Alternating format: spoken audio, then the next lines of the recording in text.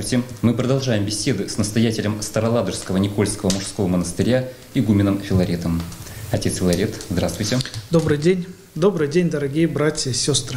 Я очень рад нашей встрече. Спасибо вам за приглашение. Наша сегодняшняя встреча проходит в преддверии праздника Светлой Пасхи. Этот праздник у православных верующих связан с обновлением жизни.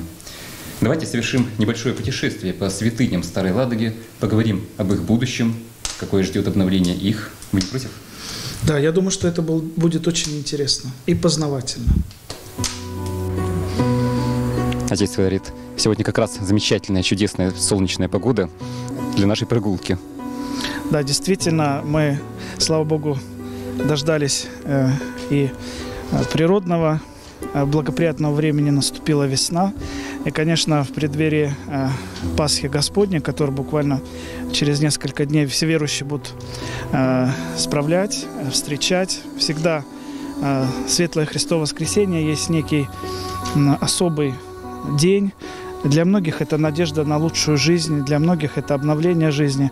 И, конечно, когда мы говорим о нашей Никольской обители, о Староладожском Никольском мужском монастыре, мы тоже связываем, конечно, с надеждой наступающей весну и лето, потому что хозяйство, если можно так сказать, оно очень большое, хлопотное, необходимо продумать до мелочей, чем мы будем заниматься летом, потому что объектов культурного наследия много, и каждый объект требует определенного подхода к себе, внимательного, нежного отношения.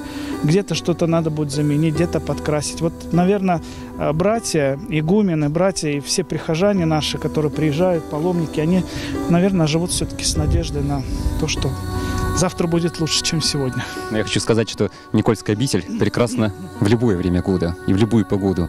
Но сегодня, когда светит солнце, Никольский монастырь засиял какими-то особыми весенними красками. И вот с какими надеждами прихожане связаны? А как вы вообще вот пришли к этой теме, к теме духовенства? И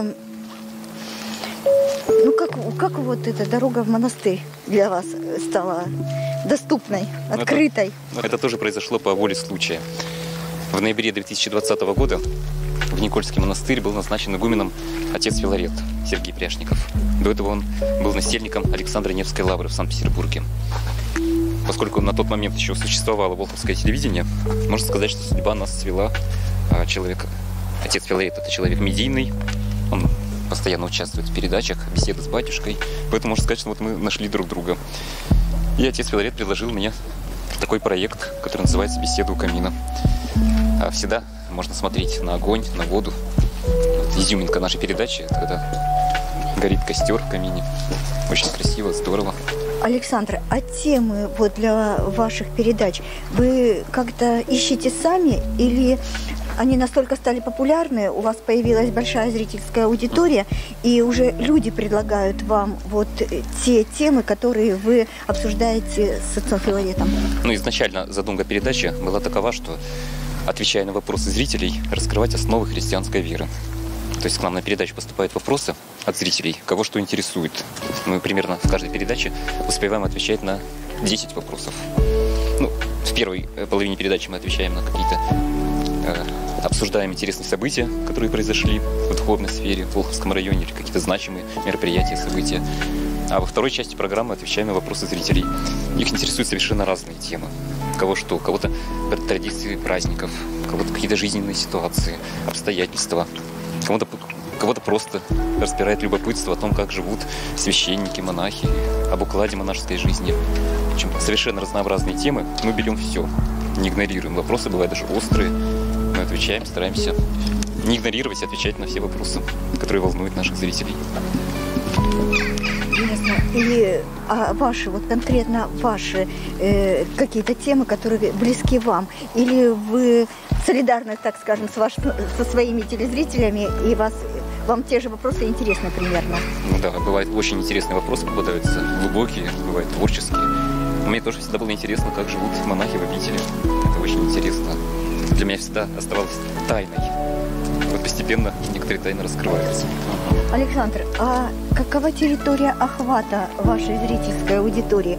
Откуда люди присылают вопросы к вам? Ну, я вот неоднократно в своей передаче говорю, что благодаря широкой аудитории телеканала «Союз», это федеральный канал, вопросы присылаются со всех уголков России и даже из-за рубежа. То есть это не только Россия, это еще и другие страны.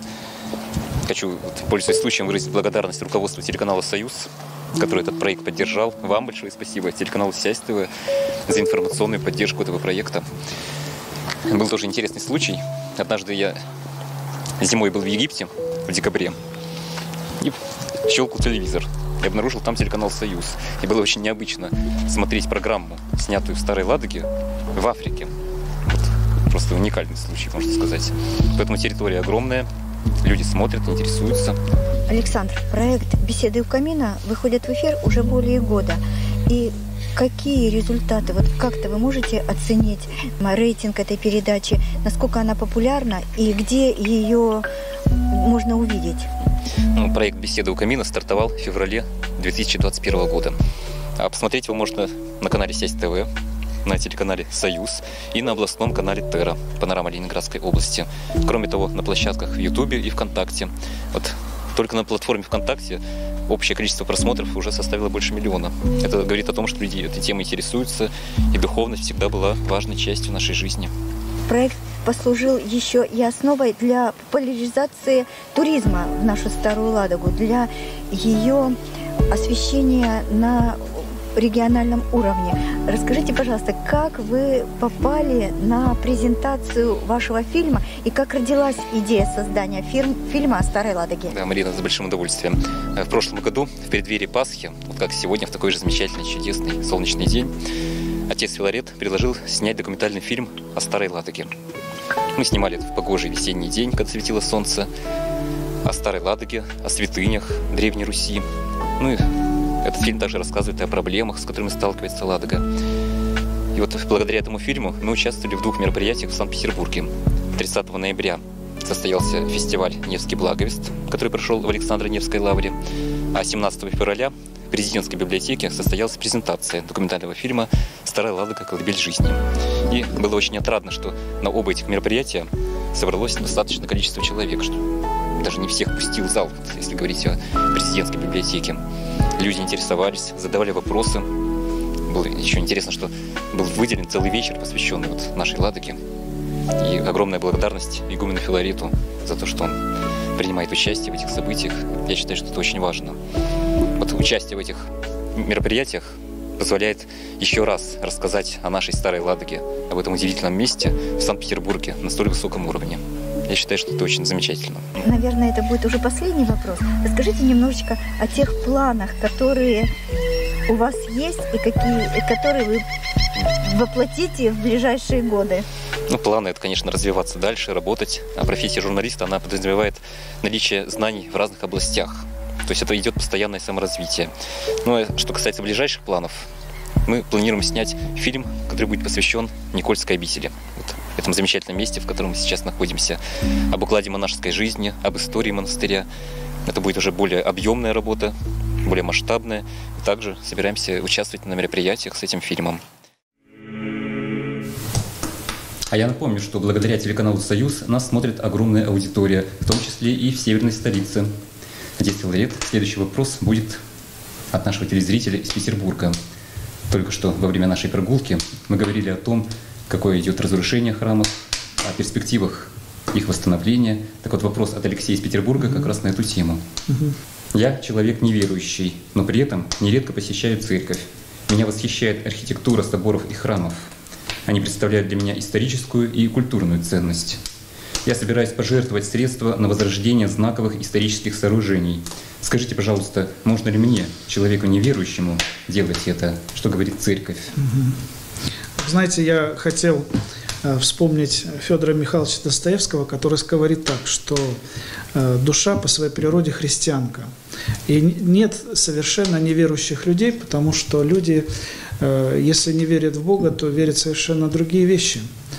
Поэтому, если мы говорим здесь о религиозной вере, если человек неверующий и желает участвовать в деле возрождения каких-то святынь, то я уверен, что его лепта возрождения храмов, монастырей, она, конечно, не пропадет даром. Потому что иногда, вы знаете, Господь дает хорошему человеку, доброму человеку шанс. Шанс на то, чтобы оставить в этой жизни какой-то след хороший. И, конечно же, для вечности, для вечной будущей жизни, к которой мы стремимся, мы так или иначе когда-то покинем этот мир, и для нас будет совершенно иная реалия бытия. Поэтому я думаю, если человек желает от своего сердца, человек, который не ищет корысти, может быть, или выгоды, а просто сделать доброе дело и помочь отреставрировать какой-то храм, помочь какому-то там монастырю или там нашему монастырю, то, конечно же, его дар и его помощь, она всегда будет принята с благодарностью. А вопрос веры – это личный вопрос человека. То есть это не влияет? Это не препятствует даже, не препятствует. Наоборот, храмы зачастую встречаешь в истории, люди, которые в советское время, будучи на определенных должностях, подписывали документы о разрушении храмов и закрытии монастырей. Прошло время, прошли 90-е годы, когда храмы открыли. Удивительно, в моей жизни есть примеры, когда храмы восстанавливали секретари райкомов. Пускай они не перестраивались, не меняли свои убеждения внутренние, но они понимали, что они разрушали, но им надо, пока есть возможность, вернуть все в историческую перспективу. То есть сделать что-то доброе, полезное. Да. Николай из Волхова спрашивает. В одной из передач прозвучал вопрос от женщины, которая интересовалась, считается ли ее сын крещенным. Она беспокоилась из-за того, что зашла за алтарь во время таинства. Этот вопрос меня заинтересовал, и хочу рассказать вам свою историю. В конце 50-х годов в нашем поселке жил священник. Дома у него имелись иконы и церковная утварь. Батюшка совершал обряды крещения на дому, так как к тому времени был пожилой и в церкви уже не служил, но сан при этом имел. В Волхове в то время церквей не было, ближайшая была в Новой Ладоге. Поэтому местные жители крестили детей у него на дому. Так крестили и меня. Можно ли считать меня крещенным? Я думаю, что можно, если это был священнослужитель не в запрете, если это был настоящий батюшка. Потому что часто люди одевают, бывают такие случаи, одевают одежды, выдают себя за духовенство и не имея на это никакого полномочий, прав, не имея рукоположения, не принадлежа там ни к одной епархии.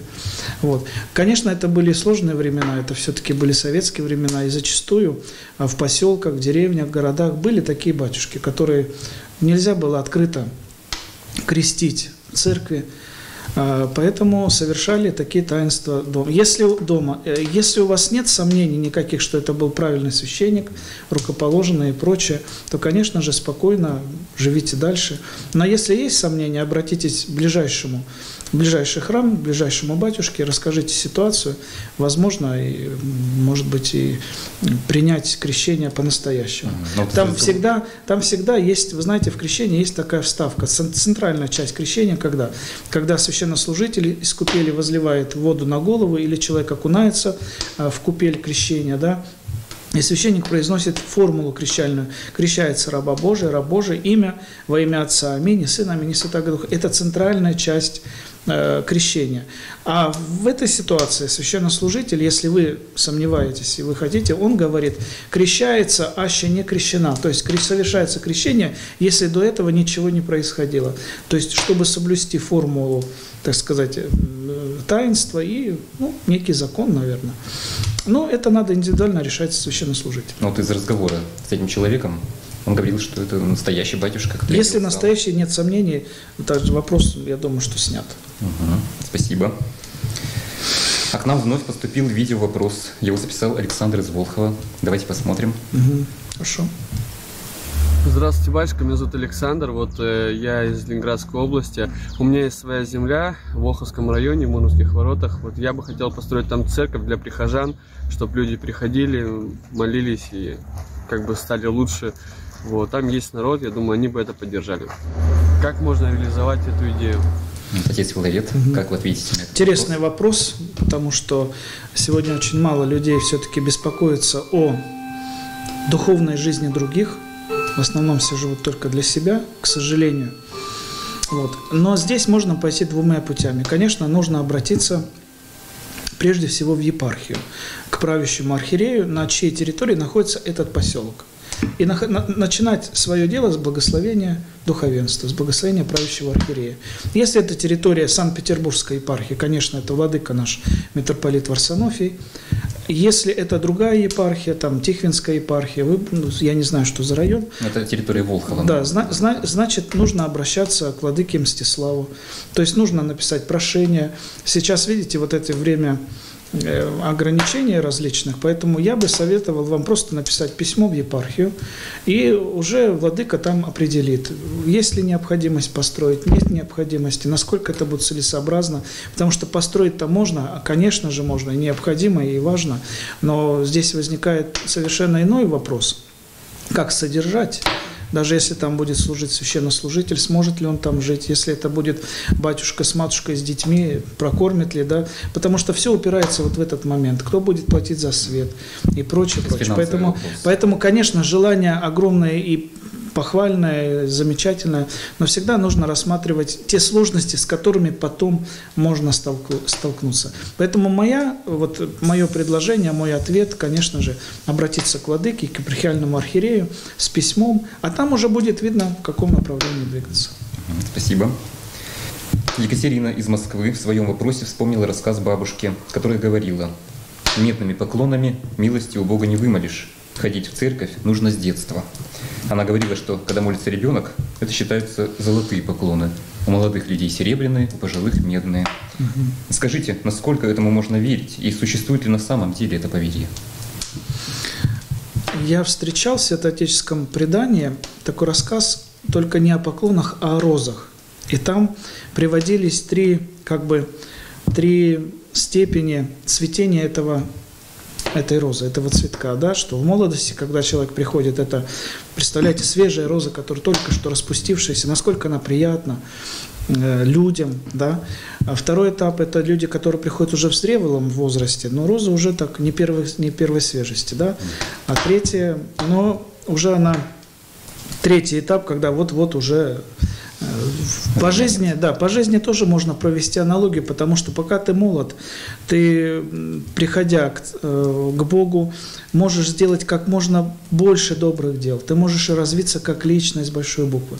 А если человек всю жизнь живет по понятиям этого мира, греховного мира часто, и в конце жизни приходит к Богу, конечно, у него очень мало времени на то, чтобы реализовать себя как христианин. Хотя, вы знаете, у Бога все возможно. Главное стремиться. Главное стремиться преобразить себя. И если человек будет идти по этому пути, то все возможно, я так считаю.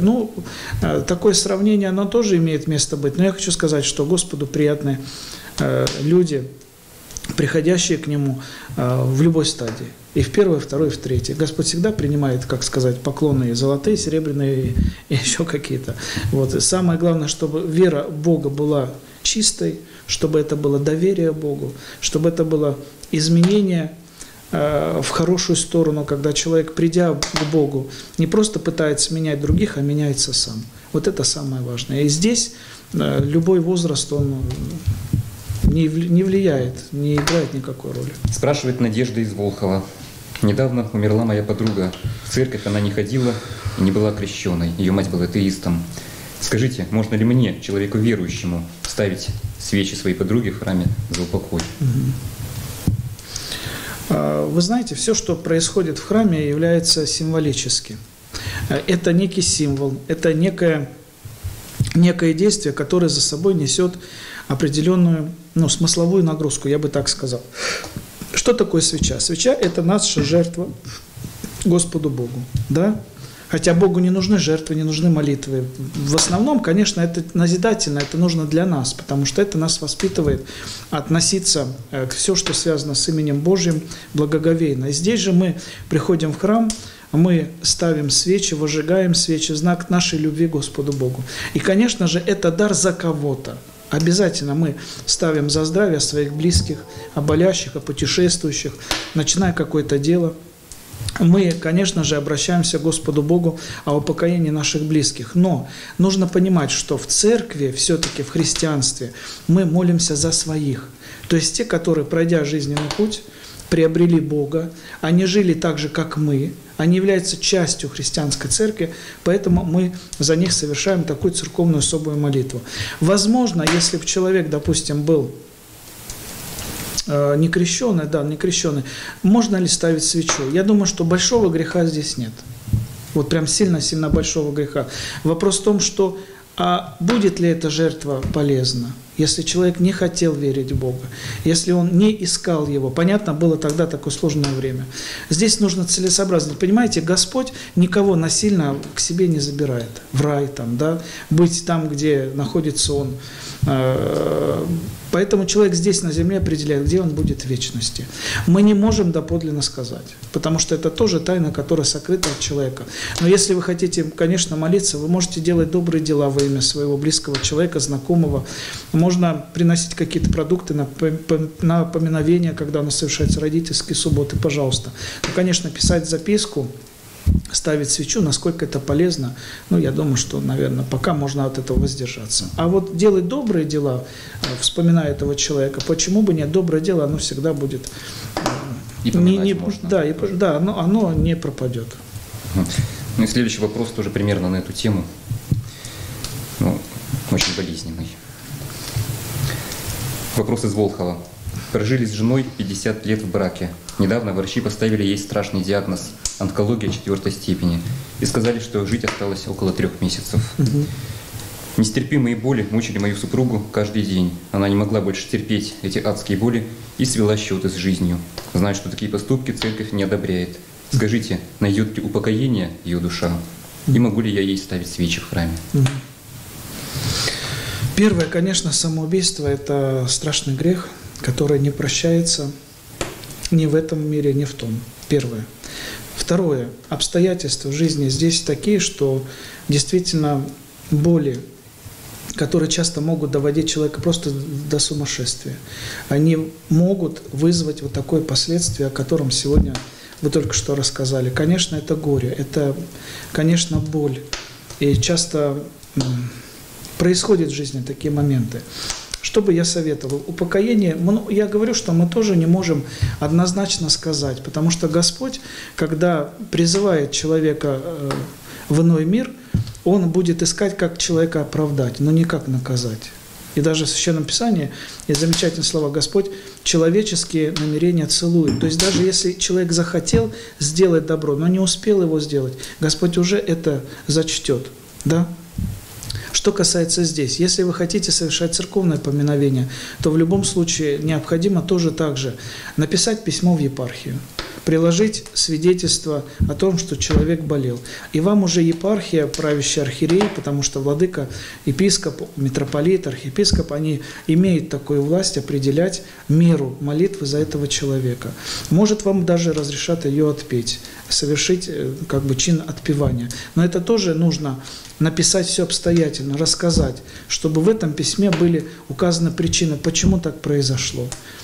И прочее, прочее. То есть есть определенные, не то что условия, а есть обстоятельства, в которых надо разобраться. А вы же можете и дома сами молиться, и дома зажигать свечи. Но это, конечно, все ваш крест, который нужно будет. Я очень сочувствую, соболезную. Но надо, так пускай сделают, попробуют. То есть обратиться в епархию. Да, написать письмо им, обстоятельно все рассказать. Спасибо. Отец Филарет, к сожалению, время нашей программы подошло к концу. И в конце программы по традиции я хочу попросить вас обратиться к нашим телезрителям. Мы с вами встретились, я напомню, в преддверии светлого праздника Пасхи. Прихожан волнует, будет ли освящение даров, приношений. Если будет, то, может быть, какое-то расписание.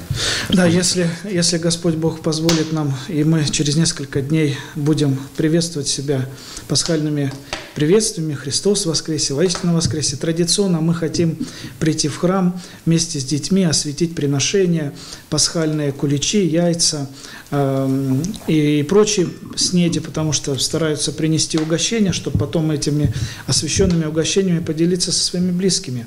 Поэтому, конечно, мы традиционно начинаем освящать в монастыре в субботу с 12 дня до 18 целый день. А второе освящение будет уже ночью, после ночного богослужения, где-то в 2-2:30 ночи.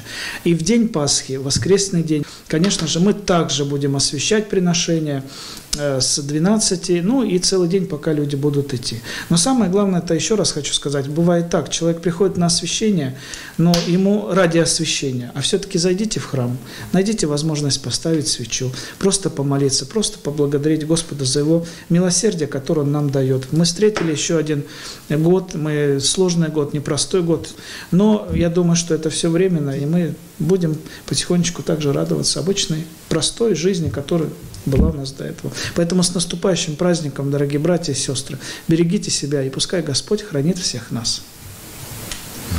Спасибо вам огромное за нашу сегодняшнюю прогулку, за интересную встречу. А я напомню, вы смотрели передачу «Беседы у камина». Дорогие друзья, если у вас есть вопросы, вы можете задать их игумену через сайт Староладожского Никольского мужского монастыря и редакцию Волховского телевидения. На этом я с вами прощаюсь. Всего доброго и до встречи.